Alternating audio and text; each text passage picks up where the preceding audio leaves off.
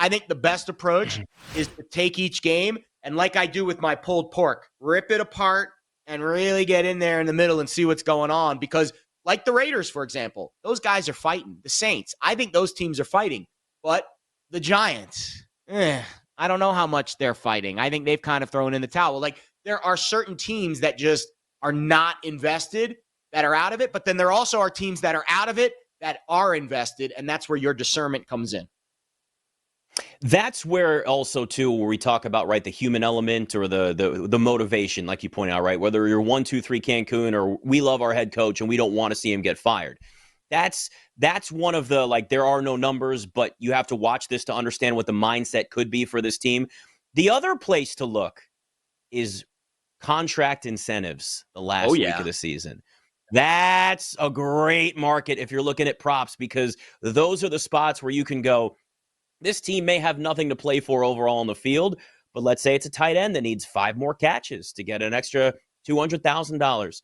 Quarterback knows that. Players know this. They have these conversations, and it's, hey, man, would really love that bonus. Can you get me the ball a little bit more? This also helps quarterbacks develop chemistry with these players. Like, this is when you get to that last week of the season, it really comes down to a lot of those types of things. The only other thing that I would say that you look at, too, is when you're talking about players that have nothing to play for or something to play for, if there's a team that has a lot of younger players that are going to be out there, I usually expect more effort from that team.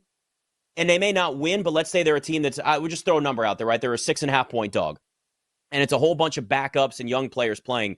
Those are the types of teams that sneak up and cover because they have something to play for individually, because they're looking for a job or they want more film on themselves or whatever the case is. So you really have to dig into what is the motivation that last week of the season, or even, again, still week 17, if there are two teams, like we said, that have nothing to play for. And, you know, like the Raiders-Saints game, like, there's always going to be somebody that has something, and it's kind of finding that spot, which is a little bit different than looking at the blanket the rest of the season. But we know by the time you get to this point in the year, man, these spreads, these totals, they're sharp. They're really, really sharp. So you've got to really sometimes kind of dig a little bit deeper to find an edge at this point. Well, I'll give you a great example of the contract incentives, and I'll look at them this week, and I'll see. I think it's hard this week because the whole reason, and I remember the first time I did a contract incentive write-up. It was 2021, and it was like really like my first full year handicapping the NFL from like a betting media perspective. And I remember looking at these contract incentives, and I'm like, oh man, like, yeah, there's something there actionable, because certain teams are going to want to get these guys their contract incentives. Now, certain teams don't care. You mentioned the Raiders. They're a cash-strapped team. They owe Josh McDaniels another like $60 million. They owe Jimmy G money. They just moved from Oakland to Vegas, dealing with all of the, moving costs and all of those things. They just brought in Tom Brady as an owner, probably trying to get a little bit of influx of capital. My point being, a team like the Raiders probably not as inclined to get their players the money. But a team like the Ravens, I think, is. Derrick Henry's 1 touchdown away from a $500K bonus. I don't care what the number is next week. Probably going to be like minus 300. He's scoring a touchdown next week. He is 100% scoring a touchdown next week. I'm sure they're going to price that touchdown prop to high heaven, and you're going to have to pay out the wazoo for it. But I still think it's bettable to a certain extent. We'll see what the number is. If it's like minus 300, maybe that's on the edge. But if it's like minus 200, I think there's higher than a 70% chance they're getting him a touchdown for that $500K, because the Ravens are coached by a player's coach. They have money, and they like Derrick Henry. Like, that's the checklist. Like, is the organization, is the owner cheap? Does the coach like the players? And does the organization like the player? Players, coach, owner with money, and a well-liked player, that's a green light to bet a contract incentive. To me, that's the checklist.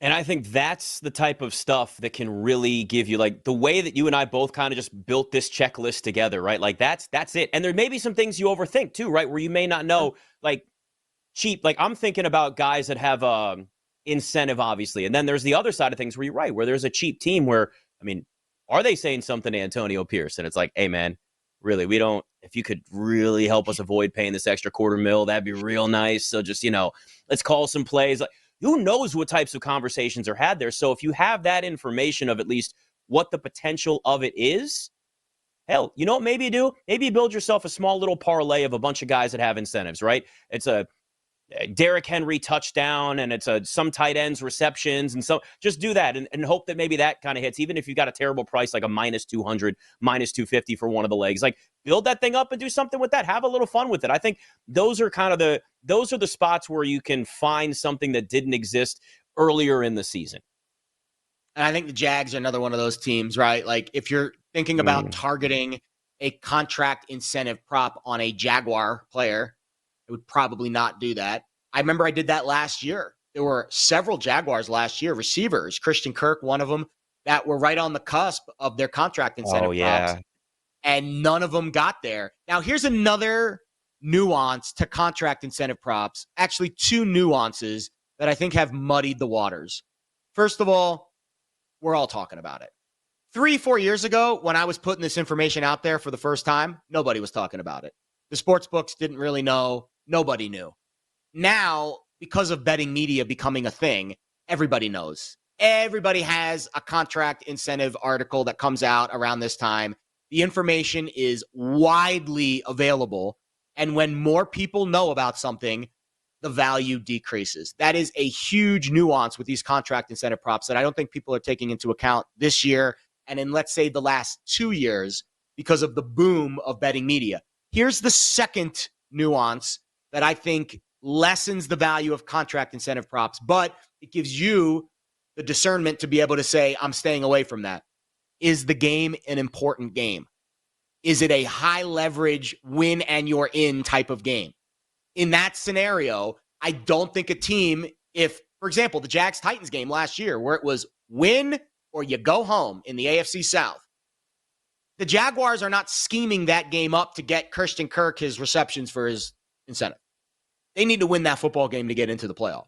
And I think that is another step of this, whereas we're looking at this Ravens-Browns game next week.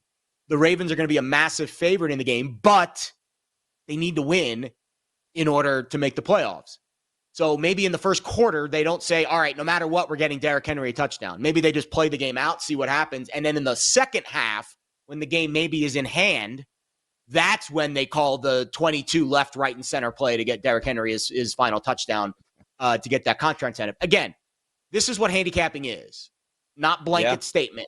Nick said, trend is not your friend. It's an acquaintance. You have to get to know the acquaintance. You have to get to know them. You have to ask them what their likes, their dislikes are. Is this someone that you have something in common with? If not, well, maybe we're not meant to be acquaintances. Like, I think that's the level of handicapping that we do on this show, that other people do on other shows, that raises the bar from just, oh, Derrick Henry needs a touchdown, let's just bet it blindly. No, there's other layers here that we can start to unpack.